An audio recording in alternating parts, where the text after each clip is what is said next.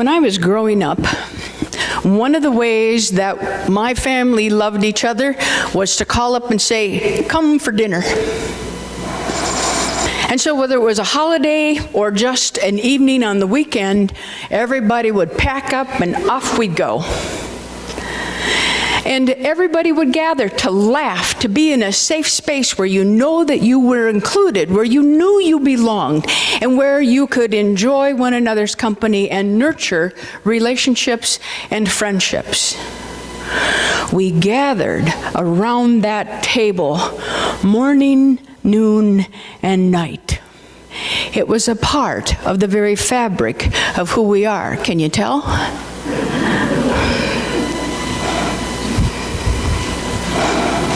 But what's important is that we do gather around the table, and we do want to gather our friends and our families, and it is nice to be invited.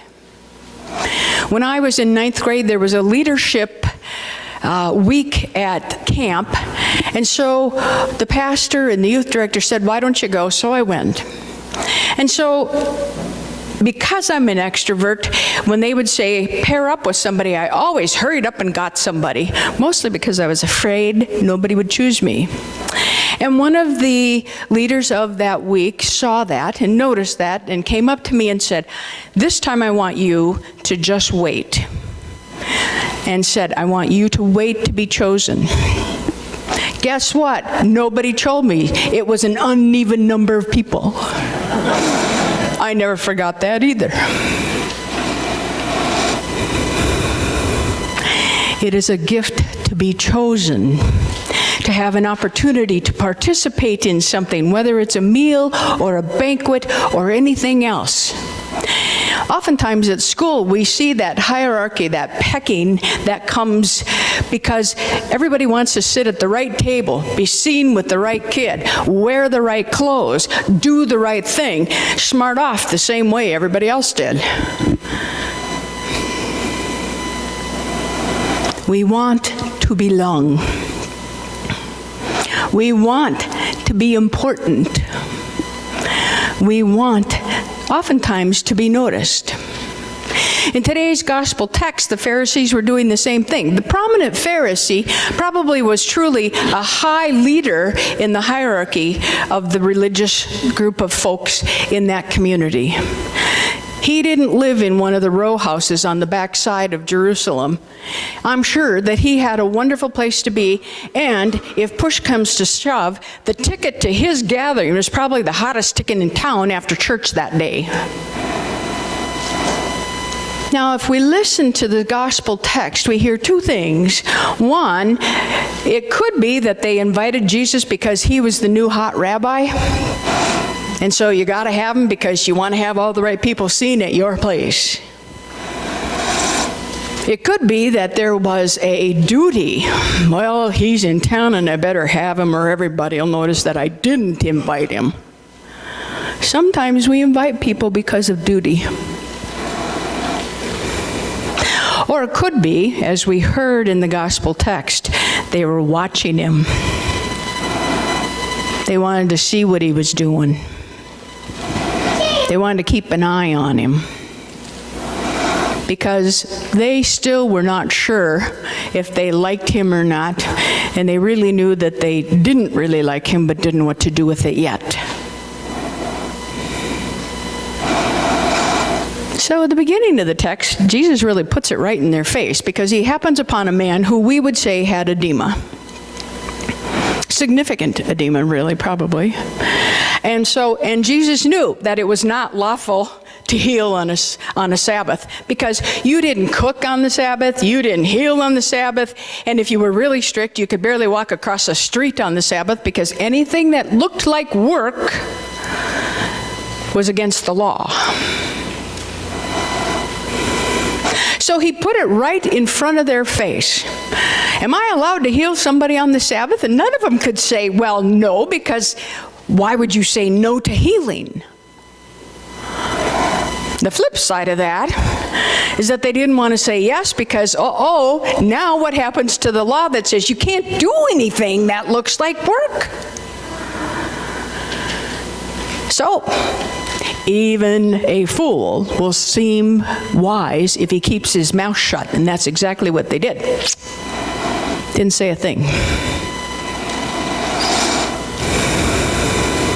Then Jesus observes what's going on.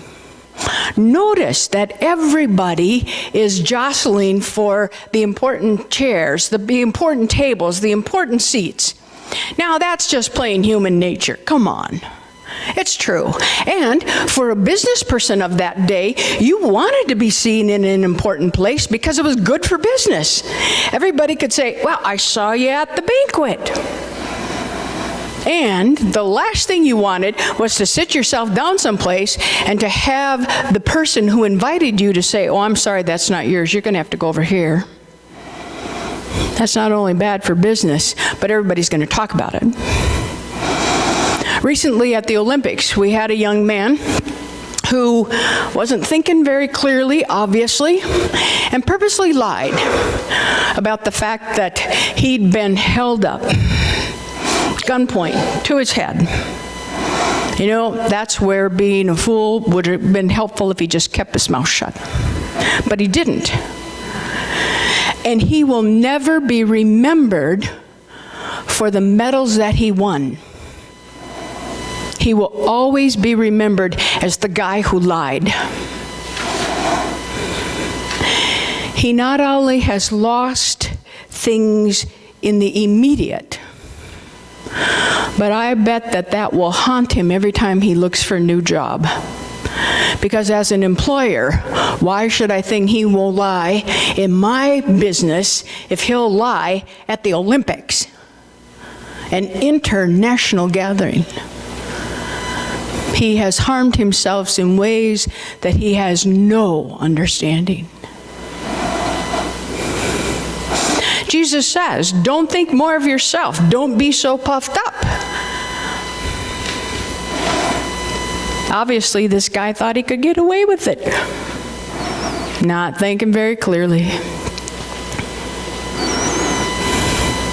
Sometimes, if a person is truly a deep introvert, they may seem arrogant because they are aloof. They stand back from other people, and it's interpreted as being arrogant. Some people are just arrogant, period. And if you sit down at the same table with them, you know that you don't have to say a word because they're going to do all the talking for you. Huh? My uncle was like that. My brother's like that. You know, the nice thing is that my brother makes me look like an introvert. And on a scale of 1 to 10, I'm a 12 and he's probably a 15.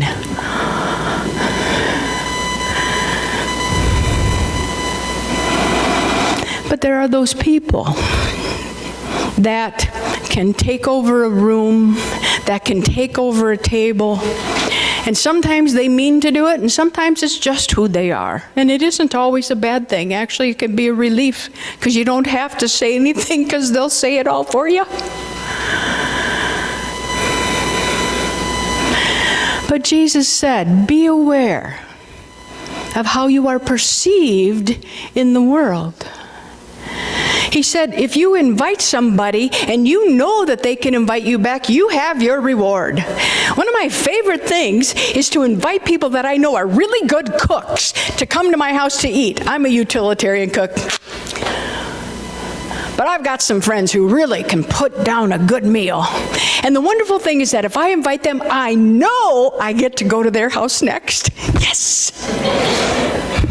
Silly but true. I can't wait until I hear them call and say, what are you doing? It's like, anything I'm going to do, I'll change. And it's true. When we invite, whether it's family or neighbors or friends, we know that most likely at some point they will invite us back.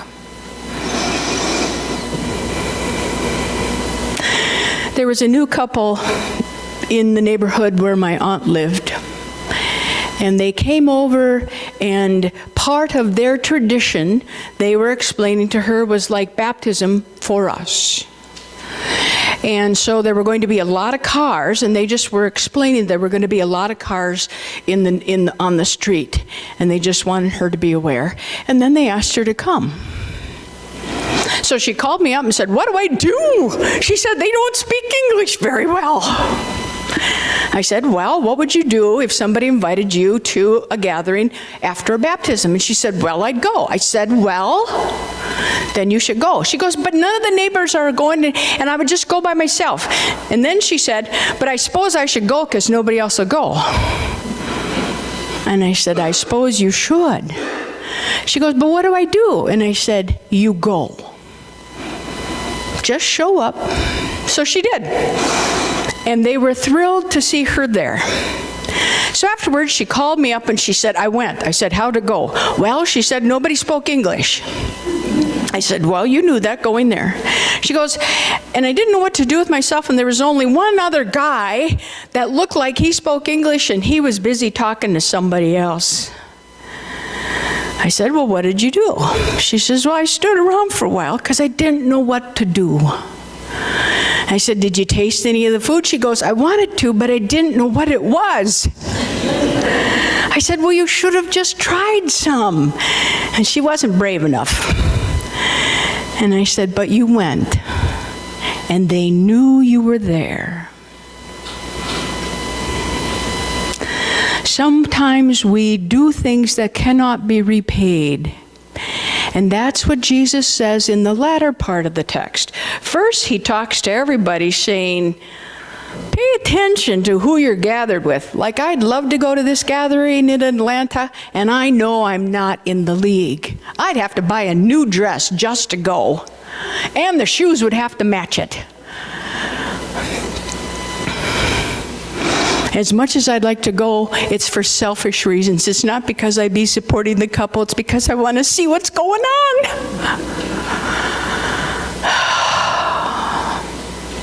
But then Jesus shifts. He shifts from paying attention to how people were jostling to the man who had called everybody together. And he said, as I've said earlier, if you invite people who you know you can invite back, you've already received your reward. He said, but I challenge you, and it doesn't mean just them. I challenge you. I challenge you today, here, to sit with those that you normally would not sit down next to. To invite those that you normally would not invite. To gather those that you know can't give back. A few weeks ago at our church, we had a potluck after worship because that's always a fun thing to do. It's the best food in town. And as we were all sitting down, this young woman came, and it was a 90-degree day. By 10 o'clock in the morning, it was 80. And she comes in and she's got a jacket on with the hood pulled up.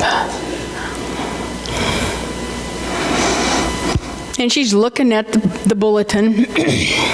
And then when it looks like she can go get in line, she goes get in line and puts everything on her plate that she can and sits down and eats like this. Barely looks up. And while she's sitting there, the secretary, because there was one empty chair, happened to come sit by me. And she looked at me, and I looked at her, and she said, She goes, I'm just paying attention. And so, it didn't take long for this woman to put a bunch of the food that she could in her bag, and off she went. And the secretary said, she's homeless. We've tried to help her get her off the street, but she isn't ready to be off the street. So she comes every time she reads that that's why she was checking the bulletin, to see if there was going to be food served anytime during the next week, because it's in a college area. And she wasn't worried about if she would say or do anything appropriate. She just wanted to keep an eye on her because she knew who she was and we didn't. Jesus in today's text says, invite those who can't pay you back. Invite those who are different from you. On Friday, I did a memorial as a hospice chaplain. I do those once in a while.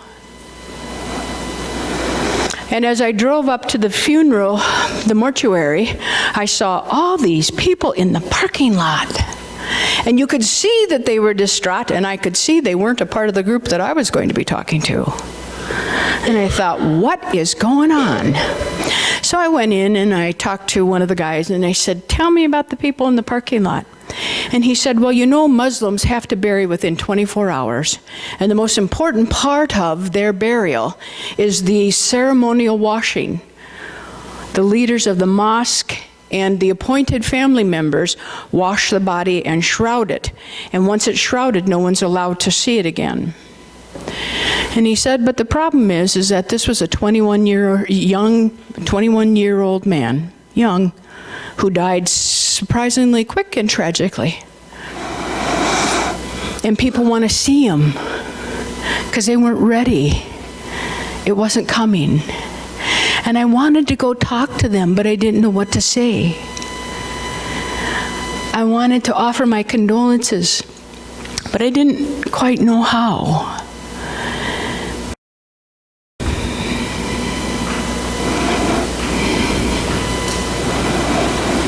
Jesus said, when you invite people, invite those that cannot invite you back. Whether it's the homeless woman, or our Muslim neighbors, or neighbors that just have another language. Many of you come from people who came here with a different language. My grandfather came when he was 16. He didn't speak English then either.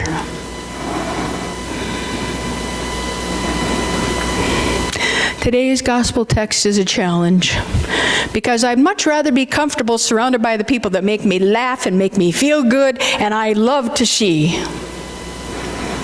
But once in a while, I need to be surrounded by the people who I am giving to, not receiving from. I volunteer with a woman who loves to come to church with me because it makes her feel important when she gets to come and sit by me in church. Especially if I'm preaching. She loves the days I'm preaching someplace. And so one day I said, well, let's open up to this hymn. And she couldn't figure out how to get there. And I said, well, do you understand the numbers? And she says, no, I can't read them. And I said, well, can you read the words? And I already knew the answer, but I asked her. And she says, no, I can't read the words. But she always opens the book. And she always looks like she's reading the bulletin, because that's what you do. And she can't drive. I always pick her up. And we go. And if we go out to eat, I tell her what's on the menu. And she can't. Her gift to me is the adult coloring book pages. She colors them for me. So I put them on the cupboard just like I would put them on the cupboard if it was my great niece or my grandchild. Because that's her gift. She cannot give back in the same way that someone else can. We have multiple opportunities to allow ourselves the blessed opportunity to give to those who can't give back. It may not always be comfortable. It may not always be as fun. But that's the challenge. So today, I thank you. I thank you for the faith that brings you here. I thank you for the sense of family and community that you have created in this space. And then I challenge you to remember that on those streets, there are people who do not have a good command of the language, who do not have the good fortune that you or I may take for granted, who do not have the ability to give back. And as I was driving into town, I was reminded that you have one of the prisons here. I assume that you do some ministry there. If you don't, you'll start now. Who said that? Sorry. See, I can do that because next week Pastor Jan will be back. But it's important. It's those little things that matter. We not only talk faith, we do faith. We do it. We live it. I'll quit with one more story. When I was younger, I worked in a nursing home one summer, and a woman came in, and when she came in, she could walk, she could dress herself, she could do everything she needed. And then she had an invitation to a party and wore shoes that were too small and had blisters this big on the heel of both feet. So she needed to be in a wheelchair. Her roommate, on the other hand, could do nothing for herself. She needed all of her daily cares, assistance with all of her daily cares. And she watched us give this woman care, and you could see her calculating, saying, well, I want you to do that for me. But she could do those things for herself. She just didn't want to. So I was helping her get ready, and I was a little bit cantankerous that morning, honest, I'll confess, because I knew she had the ability to dress herself and get herself ready. She just didn't want to. She liked the attention. And my fear was that if you don't use it, you lose it, especially when we're older. So I got her in the wheelchair, and I took her out the door, and I put her in the middle of the hall, and I did this. Now get yourself down to breakfast. That's what I did. And she looked at me, and this is what she did.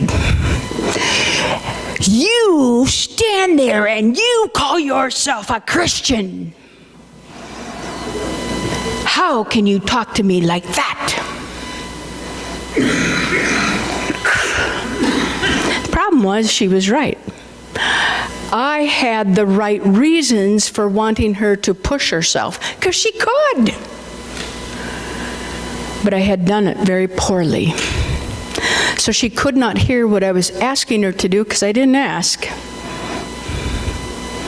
And therefore she didn't want to do what she needed to do because of the way that I commanded her.